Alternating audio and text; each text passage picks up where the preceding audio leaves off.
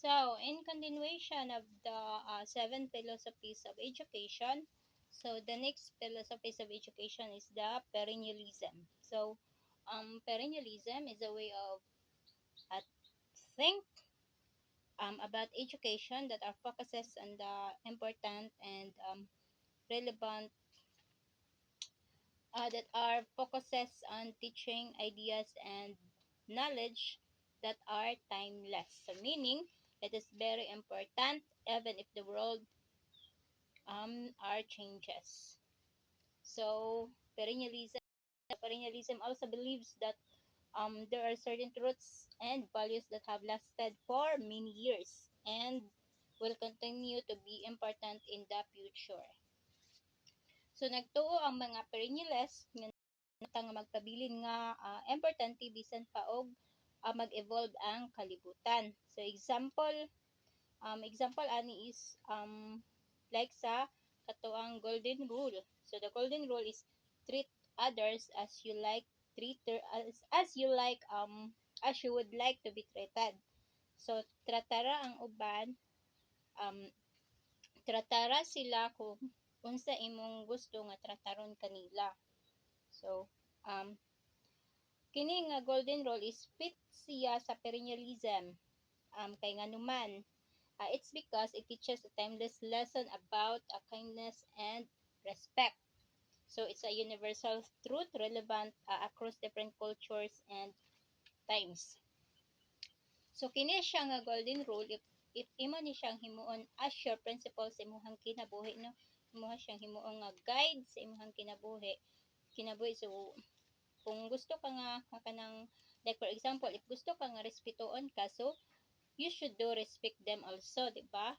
Kung halimbawa for example, so kung if bisag asa pa ka makaadto nga lugar or maka-encounter ka og mga new cultures, so kabalo ka kung unsaon sa pagrespeto.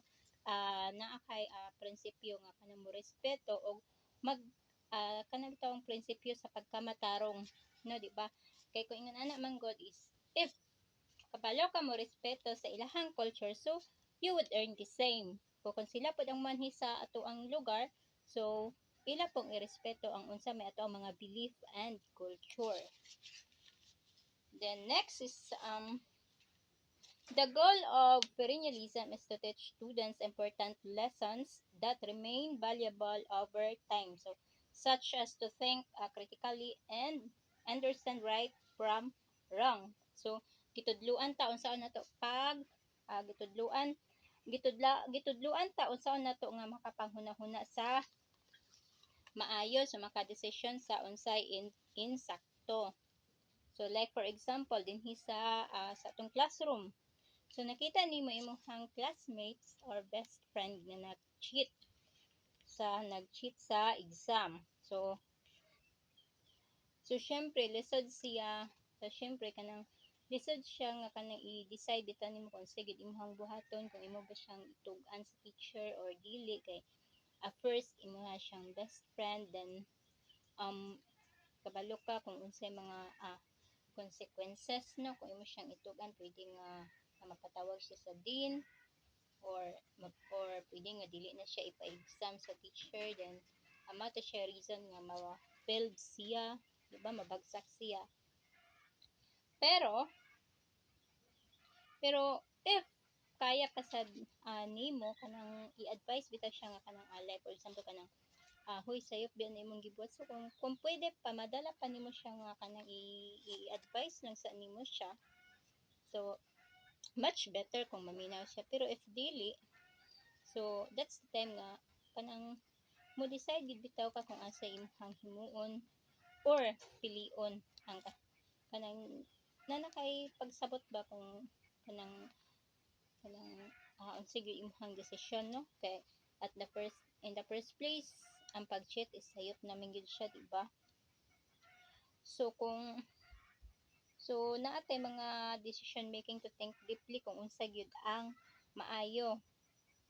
Then yes lisod siya involved, yes lisod siya kay samot kay involved lagi ato ang best friend, but also kana nga decision is makatabang pud na siya sa imong best friend.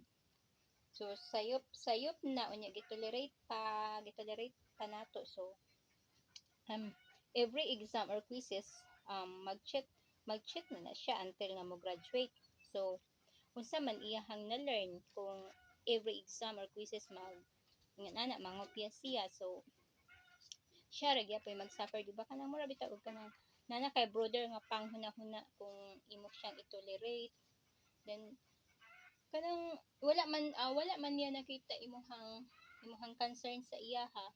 Kay tunti ay nakita nga kanang mura wala ka nitabang sa it's because kanang nagsumbong ka sa teacher, pero ikaw sa imuhang kagalingon is na kay brother nga panghuna-huna nga what if kung narbaho na ni akong best friend niya ngun ani nag-chat si na perminti lang siya kapangopya sa katong estudyante pa siya. So unsaon na lang sa iyang what if sa mga interviews. So di ba kanang sa pag-eskwela niya is gachet siya sa perminti kanang sure gid siya nga mga correct ang answer kay syempre nangopya siya.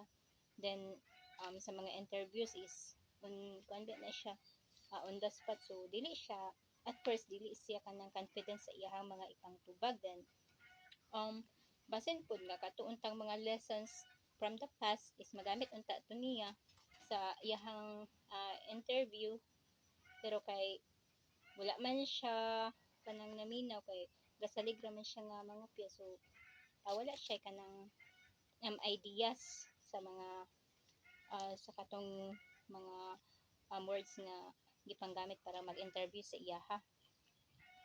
So in that way kanang gitabangan ra pud nato siya nga ma-prepare siya sa iyang future nga sa iyang future nga career. So another example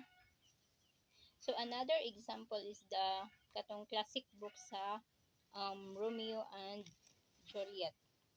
Diba? So 400 years na ang milabay no na human 400 years na ang milabay nga gikan sa pagsulat ni William Shakespeare, but still relevant pagihapon siya hangtod karon kay nganuman at tungod kay daghan siya mga lesson learned. So dili lang sa love but also sa family and decision making.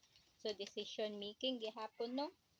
So ang classic books manggod nga Romeo and Juliet, if imo siyang basahon and sabton is maka-learn ka og mga lessons or pagtulun-an na which is until now is makita and gakadungog paghihapon nato. So 400 years ago na siya gisulat but naka-reflect paghihapon nato siya until now. So naa paghihapon mga ing-ani nga situation nga gakahitabo ba. So like magkaaway ang both families or dili kagustuhan sa parents ang boyfriend or girlfriend nga in the long run so maka-create og poor decisions sa mga young generations nga mag-commit suicide kay lagi supak ang ginikanan no. So ang perennialism is kanang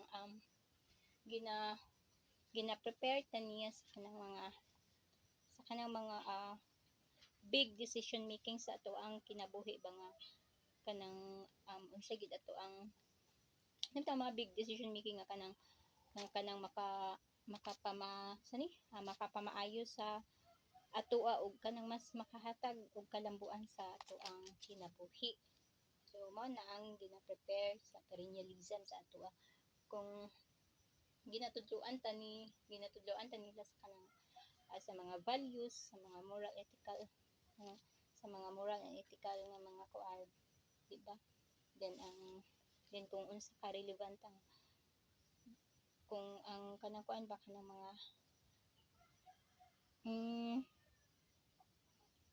kanang bitang like bisan kuan pa siya kanang dugay na kaayo siya but still kanang kinahanglan gyapon nga ato siyang atun-an sa karon tungod kay gamit gihapon na siya nga mga lessons para sa pagpalambo pa sa ato ang kinabuhi. Okay, so let's proceed next the next is the existentialism no. So existentialism is a way of thinking that focuses on individual freedom and the search for meaning in life. So meaning that each person has the power to make their own choices and find their own purpose. So kita as an individual, so naatay power sa pagdesisyon sa atong kinabuhi kung unsay atong gusto mahitabo. So kita ang writer og artist sa atong life. So ang existentialism is naa siya key principles. So the first one is existence before essence. Before essence. Existence before essence. So this means we are not born with a set purpose. So we create our own, we create meaning our choices. Wala na nakasit ng daan ang ato ang mga purpose. So instead kita kung unsay atong purpose through sa mga choices nga atong gipili or gihimo. So ang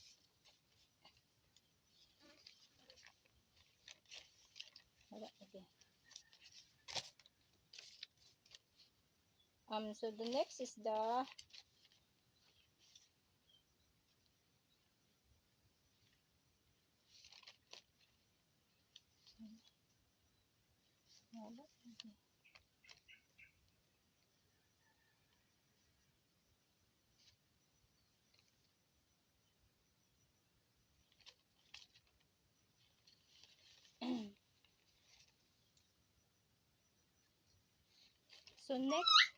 so next is the freedom and responsibility. So this means we have the freedom to choose how we live our lives, but with that freedom must take responsibility for our actions. So as kita man ang napili nga mao na atong gusto i-follow sa life, so whatever consequences sa decision nga atong gihimo, kita pud ang mo take charge sa full responsibility. So next is the search for meaning. So this means life doesn't always have a clear meaning. It's up to each person to find their own purpose. So ang kinabuhi is wala gid na siya, wala pa gid ang ato ang kinabuhi is kanang dinhi sa as we exist is kanang sa first is kanang wala bitaw kanang klaro gid nga unsa gid ato ang meaning sa unsa gid ato ang meaning, unsa gid ato ang purpose sa ato ang kinabuhi. So kita na as individual ang mangita kung unsay ato ang purpose, kung anong nag-exist ta diri sa kalibutan, kung anong nag-exist ta diri sa dinhi sa community, kung unsay ato ang purpose nganong naa ta diri, so kita ang mangita ana. So next is the authenticity. So this means being true to ourselves is important. So we should live according to our values, not just what others want us to do. So kini is kanang pagpapakatotoo sa sarili. Yung kanang bitong is kanang like for example is kanang gusto gid unta ka nga kanang mag kanang love gid kay unta nimo nga mag-paint ka, but because kay imuhang parents or imuhang families is kanang lahat sila is kanang bitang mga engineer gid ang gipangkuha, so murag na pressure ka ba nga kanang na pressure ka nga kanang if ang gusto po siguro nila nga engineer pod ka, pero it's because kay kanang gisunod man nimo ang imuhang kuan ang unsa gi imuhang desires, ang imuhang gusto. So instead of kanang following what your family wants, so imong gisunod katong imuha kay mao man gid sa to siya ang kanang sani kanang bitang maka fulfill sa imuhang happiness, kay mao man gid to ikaw, mao man gid to imuhang gusto. Then kanang bitang wala gyud kanang laing tao nga moy nag dictate sa imo nga kana imong kwaon. Ingon ana, authenticity. And then facing absurdity. So this means life can be chaotic, but we need to confront this and find our way to live meaningfully.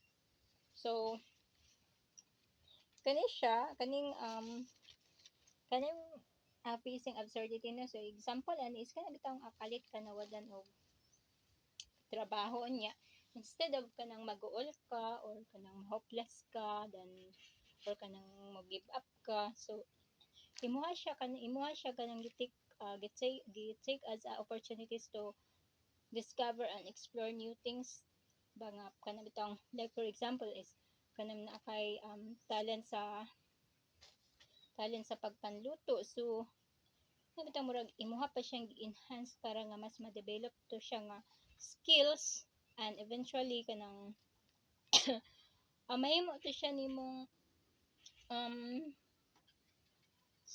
source of income, like kanang maka-put up ka og a business nga kanang bisag sa ginagmay lang, like for example is nagkarinderya ka, it's because kabalo ka mangluto. So by confronting the choice of losing a job, so naka-create hinuon ka og a meaningful life. So wa ka kabalo nga basin din nga natanggal ka adto nga trabaho, it's because dili to para imuha, kaya ang imuhang linya is diha sa pagpanluto. So malay nimo nga karon is karinderya ram, then eventually kanang milambo to siya nga business, then nakatukod ka og restaurant. So ngan ana ba, di ba? So kita man gud is mga lahi taog mga linya sa kinabuhi. So kung karon hugno man ka or na down man ka, so ayaw dayon og ka hopeless, ayaw dayon og kaguol, or ayaw dayon pag give up. So himuha hinuon to siya nga kanang reason, or himuha siya nga strength nimo, nga instead of imuha to siyang weaknesses, imuha to siya nga imong strength para nga pangitaon pa nimo para mapangita nimo kung unsa gyud para sa imuha, ma-explore ba nimo imuhang kinabuhi ba. So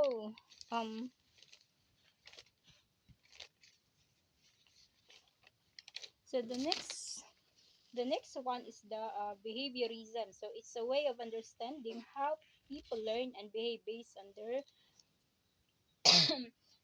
their experiences. So ang behaviorism is kanang isa siya ka pamaagi nga unsaon nimo pagsabot ang tao, unsaon nimo sa is how people learn, unsaon nimo kanang giunsa nimo sa pagsabot ang giunsa nimo pagsabot ang tao based sa iyahang experiences, based sa ilahang mga experiences sa kinabuhi.